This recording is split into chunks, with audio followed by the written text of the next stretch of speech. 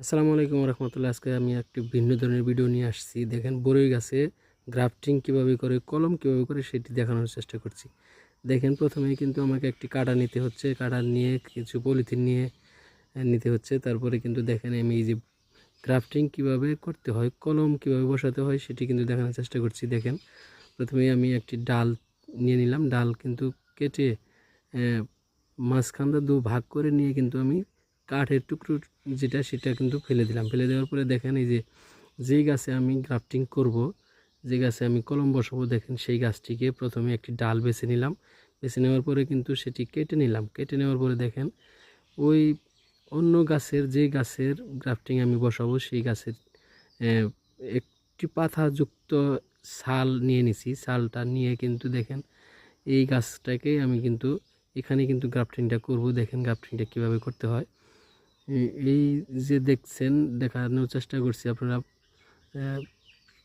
দেখে নিন। দেখেন কীভাবে গ্রাফটিংটা করতে হয়। দেখেন আমি প্রথমে কিন্তু ছালটা ফেলে দিলাম। ফেলে দেওয়ার পরে কিন্তু ওই যে গাছের জাত আমি লাগাবো, যে গাছের পাকলাটা আমি লাগাবো, সেই গাছের পাকলা নিয়ে নিছি। দেখেন নেওয়ার পরে কিন্তু ওই পাকলার মাপে সুন্দর করে আমি কেটে নিলাম। কেটে বাকলাটা ফেলে দিলাম। ফেলে দেওয়ার পরে কিন্তু দেখেন এই যে আমি সুন্দর করে বসিয়ে দিচ্ছি। দেখেন সুন্দরভাবে, এত সুন্দরভাবে বসাবেন যাতে কোনো দিক দিয়ে ফাঁকা না থাকে।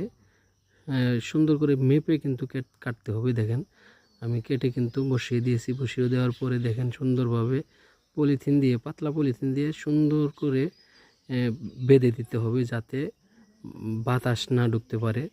বাতাস ঢুকলে কিন্তু আপনার কলমটি নষ্ট হয়ে যাওয়ার সম্ভাবনা থাকে।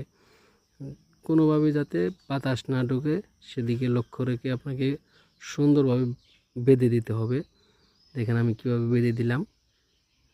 সুন্দরভাবে বেঁধে দিতে হবে যাতে কোনো রকম বাতাস না ঢুকতে পারে। বাতাস ঢুকলে কিন্তু এখানে জয়েন্ট হবে না। জয়েন্ট না হয়ে কিন্তু পচে যাওয়ার সম্ভাবনা থাকে। দেখেন আমি বেঁধে দিলাম। বেঁধে দেওয়ার পরে ওই যে উপরে যে মাথাটা দেখছেন কেটে নিয়েছি আমি, সেই মাথাটুকু আমি সুন্দরভাবে বেঁধে দিলাম যাতে ওখানে পানি না জমে এবং কি পচন না ধরে। সেই ক্ষেত্রে আমি সুন্দরভাবে ভালোভাবে বেঁধে দিলাম।